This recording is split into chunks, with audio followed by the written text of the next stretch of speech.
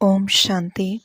आज का वरदान है, मालिकपन की स्मृति द्वारा मन मना भव की स्थिति बनाने वाले मास्टर सर्वशक्तिमान भव।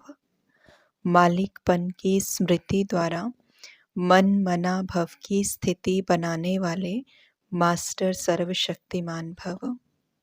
सदा ये स्मृति इमर्ज रहे कि मैं आत्मा करावनहार हूँ। सदा ये स्मृति इमर्ज रूप में रहे कि मैं आत्मा करावनहार हूँ, मालिक हूँ, विशेष आत्मा, मास्टर सर्वशक्तिमान हूँ। तो इस मालिकपन की स्मृति से मन, बुद्धि और संस्कार अपने कंट्रोल में रहेंगे। तो इस मालिकपन की स्मृति से मन, बुद्धि और संस्कार अपने कंट्रोल में रहेंगे। मैं अलग हूँ और मालिक हूँ। इस स्मृति से मन मना भव की स्थिति सहज बन जाएगी। यही न्यारेपन का अभ्यास कर्मातीत बना देगा। ये जो न्यारेपन का अभ्यास है यही कर्मातीत बना देगा। लेकिन उसके लिए बाबा ने कहा कि हमें एक स्मृति को इमर्ज रूप में रखना है। इमर्ज रूप में पता तो है, बाबा ने ज्ञान तो दिया है, बताया है, लेकिन वो स्मृति इमर्ज रूप में नहीं रहती है। मतलब जब तक योग में बैठे हैं 5 मिनट 10 मिनट तब तक तो याद है। 1 घंटे के बाद 1 मिनट ट्रैफिक कंट्रोल किया तो भी याद आ गया कि मैं तो आत्मा हूँ। लेकिन जब मैं किसी से इंटरैक्ट कर रही हूँ, किसी से व्यवहार में आ रही हूँ, किसी के साथ अपने घर में किसी से बात कर रही हूँ, बच्चों से बात कर रही हूँ, अपने कोलीग्स से बात कर रही हूँ, हस्बैंड से, वाइफ से, सराउंडिंग में लोगों से, रिक्शा वाला के साथ, कैब वाले के साथ, किसी के साथ भी, तो उस समय जब हम बात कर रहे होते हैं तो उस समय वो स्मृति इमर्ज रूप में क्या रहती है, या हम उसको एक रोल की तरह देखते हैं, एक शरीर की तरह देखते हैं, एक जेंडर की कॉन्शियसनेस में आके देखते हैं। कैसे देखते हैं? दिस इज़ वेरी इम्पॉर्टेंट कि ये जो स्मृति है वो इमर्ज रूप में रहनी चाहिए। क्या? कि मैं कौन हूँ। जब ये स्मृति रहती तो सामने वाला कौन है वो अपने आप स्मृति रहेगी।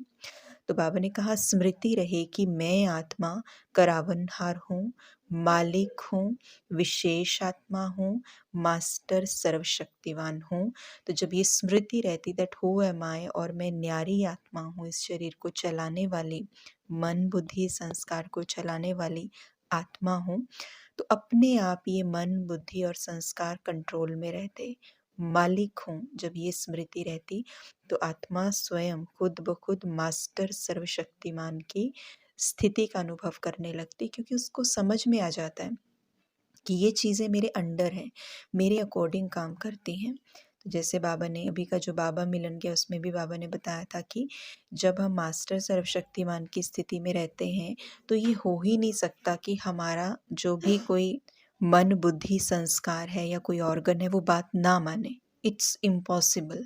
लेकिन उसके लिए पहले उस सीट पर बैठना पड़ेगा। मतलब वो स्मृति जो है वो इमर्ज रूप में रहे, मर्ज नहीं हो जाए। हमारे साथ क्या हो जाता है, मर्ज हो जाती है। कर्म में आए और मर्ज हो गई, तो वो मर्ज ना हो।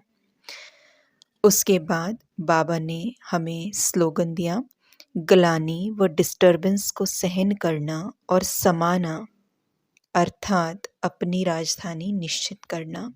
ग्लानि व डिस्टर्बेंस को सहन करना और समाना, अर्थात अपनी राजधानी निश्चित करना। कोई इंसल्ट कर रहा है, किसी तरीके की डिस्टर्बेंस हमें आ रही है, तो जब हम उस डिस्टर्बेंस को सहन करते हैं यानी कि समाते हैं उसको अपने भीतर, और समाने का मतलब है कि हमारे आत्मिक स्थिति के ऊपर या आत्मिक स्वरूप के ऊपर जब कोई प्रभाव नहीं पड़ता, कोई गलानी हुई, डिस्टर्बेंस हुई, still I am stable, I am not fluctuating, मेरा भाव उनके लिए नहीं बदल रहा, still I am stable in my, stabilised in my original quality. तो अगर ऐसा हो रहा है तो यही है अपनी राजधानी को निश्चित करना, अपने आप के स्वराज्य को भी ठीक से चलाना और अपने संस्कार को इस तरह से सेट कर देना जो कि सतयुगी संस्कार मेरा बनने वाला है। तो दोनों तरह से राजधानी को फिक्स कर देना, यही है। ओम शांति।